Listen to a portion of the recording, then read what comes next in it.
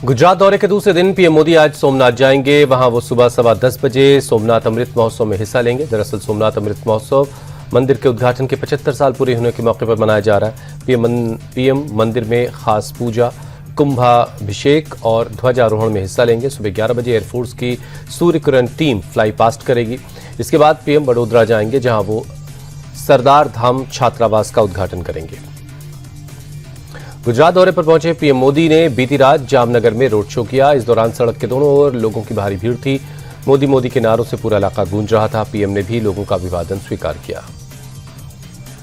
PM Modi ने middle east में जारी तनाव और ऊर्जा संकट के बीच देशवासियों से पेट्रोल डीजल बचाने की अपील की। तेलंगाना में जनसभा में उन्होंने कहा कि हमारे पास तेल के बड़े कुएं नहीं हैं।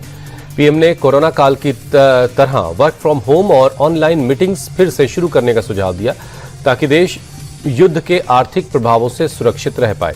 पीएम ने कहा कि पिछले 2 महीनों से हमारे पड़ोस में जंग चल रही है, जिसका असर दुनिया के साथ साथ भारत पर भी पड़ा है। उन्होंने विदेशी मुद्रा बचाने के लिए लोगों से 1 साल तक सोने के गहने न खरीदने की भी अपील की।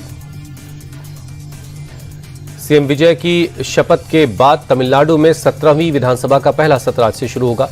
पहले दिन नए विधायकों को शपथ दिलवाई जाएगी। मंगलवार को तमिलनाडु विधानसभा के अध्यक्ष और उपाध्यक्ष का चुनाव होगा। 13 मई को सीएम विजय विधानसभा में विश्वास मत हासिल करेंगे। उधर तमिलनाडु के सीएम बनते ही विजय ने अपने चुनावी वादों को पूरा करना शुरू कर दिया। उन्होंने 200 यूनिट फ्री बिजली देने का और महिला सुरक्षा दल और एंटी ड्रग्स स्क्वाड बनाने के आदेश वाले ऑर्डर पर साइन कर दिया है। पश्चिम बंगाल में मुख्यमंत्री पद की शपथ लेने के साथ ही शुभेंदु अधिकारी पूरी तरह एक्शन में है। बंगाल में कानून व्यवस्था की समीक्षा करने के लिए शुभेंदु पुलिस अधिकारियों के साथ आज अहम मीटिंग करने वाले हैं। बताया जा रहा है कि मीटिंग शाम 5 बजे नबन्ना सचिवालय में होगी। इस मीटिंग में चुनाव के बाद होने वाली हिंसा से महिलाओं की सुरक्षा और राज्य के कानून व्यवस्था पर चर्चा होगी। आज नई सरकार की पहली अनौपचारिक बैठक भी हो सकती है। साथ ही आज मंत्रिमंडल में विभागों का भी बंटवारा हो सकता है। शुभेंदु अधिकारी बंगाल के सीएम बनने के बाद अपने पैतृक घर पहुंचे, जहां उनका लोगों ने जोरदार स्वागत किया। शुभेंदु अधिकारी जब कांथी से कोलकाता के लिए निकले तो बड़ी संख्या में लोग उनसे मिलने के लिए पहुंचे। शुभेंदु अधिकारी ने सभी का आभार जताया। 2027 के विधानसभा चुनाव से पहले योगी कैबिनेट का आखिरी विस्तार हुआ। 6 नए मंत्रियों ने शपथ ली है। पूर्व प्रदेश अध्यक्ष भूपेंद्र चौधरी और सपा से आए मनोज पांडे ने कैबिनेट मंत्री पद की शपथ ली। कृष्णा पासवान, सुरेंद्र दिलेर, कैलाश राजपूत और हंसराज विश्वकर्मा राज्य मंत्री बनाए गए। 2 राज्य मंत्रियों सोमेंद्र तोमर और अजीत सिंह पाल को प्रमोट कर राज्य मंत्री स्वतंत्र प्रभार बनाया गया। इस विस्तार के साथ योगी कैबिनेट में अब 60 मंत्री हो गए हैं।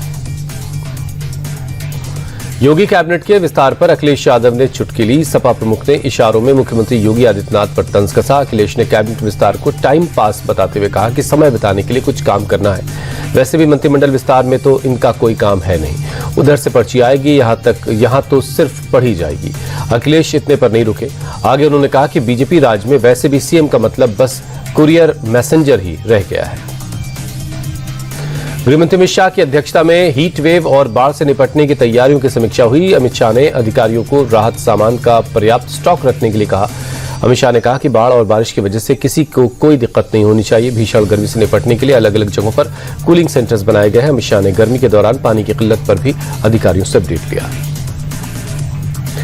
मुंबई में बीजेपी और शिंदे शिवसेना की तरफ से ऑटो रिक्शा चालकों के लिए मराठी सीखने की पाठशालाओं का आयोजन किया जा रहा है। शिवसेना नेता संजय निरुपम ने गोरेगांव में रिक्शा चालकों के लिए विशेष पाठशाला का आयोजन किया, जिसमें लिट्टी चोखा के साथ रिक्शा चालकों के लिए मराठी सिखाने की कोशिश की गई। दरअसल महाराष्ट्र सरकार ने 1 मई से रिक्शा चालकों के लिए मराठी भाषा को अनिवार्य कर दिया है।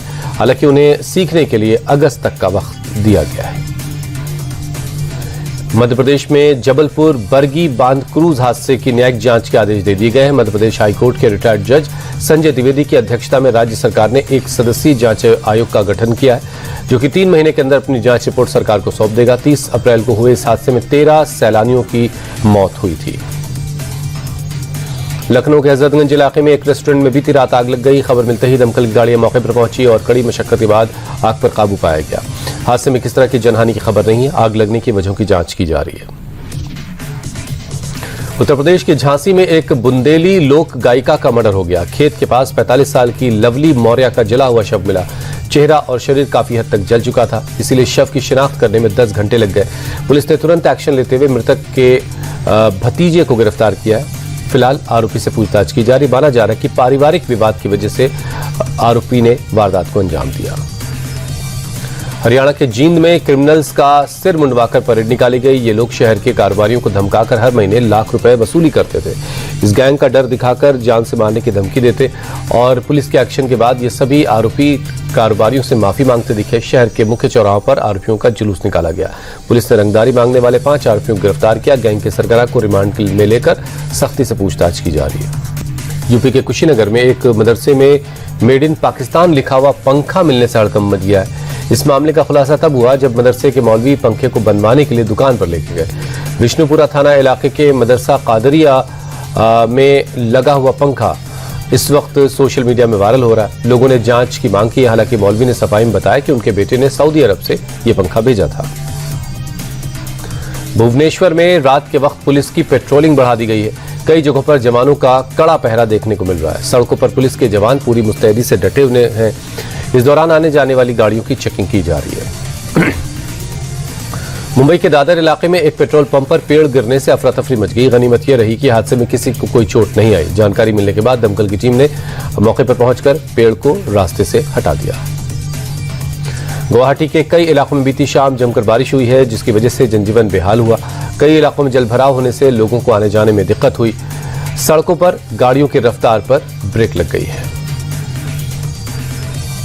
जम्मू कश्मीर के डोडा में देर रात तेज हवाओं के साथ जमकर बारिश हुई है। मौसम में आए इस बदलाव की वजह से तापमान में भी गिरावट दर्ज की गई।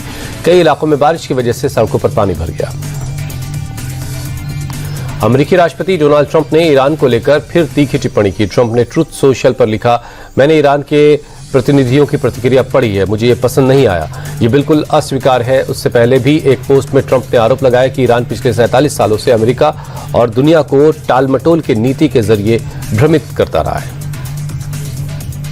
पाकिस्तान के पीएम शहबाज शरीफ ने कहा कि ईरान ने अमेरिका के युद्ध विराम के नए प्रस्ताव पर जवाब भेज दिया। हालांकि उस जवाब को उन्होंने सार्वजनिक नहीं किया। अमेरिका के प्रस्ताव को लेकर ईरान ने कहा है कि वो चाहता है कि बातचीत का ध्यान युद्ध को स्थायी रूप से खत्म करने की पर केंद्रित किया जाए।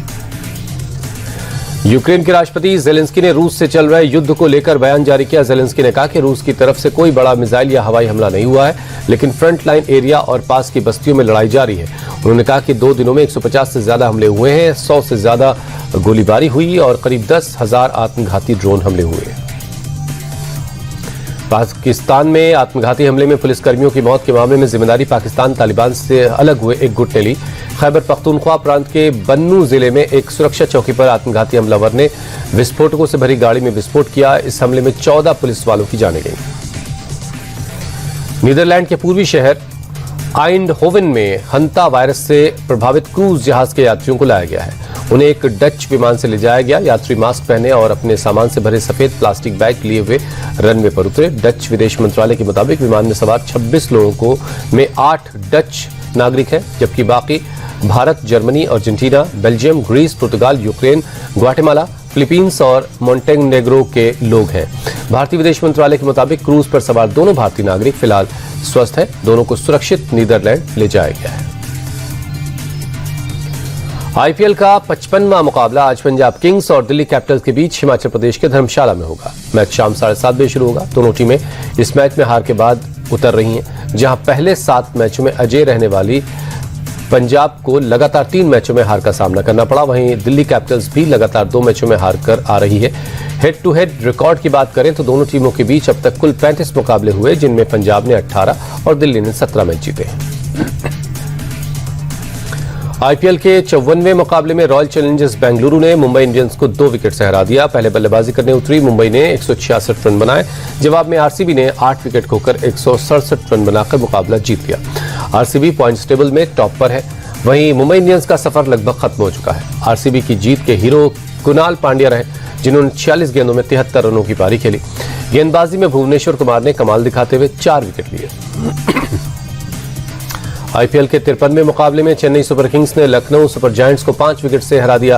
पहले बल्लेबाजी करते हुए लखनऊ ने 8 विकेट खोकर 203 रन बनाए। जवाब में चेन्नई ने शानदार बल्लेबाजी करते हुए 5 विकेट पर 208 रन बनाकर मुकाबला जीत लिया। सीएसके की जीत के हीरो उर्विल पटेल रहे, जिन्होंने 65 रन की तूफानी पारी खेली।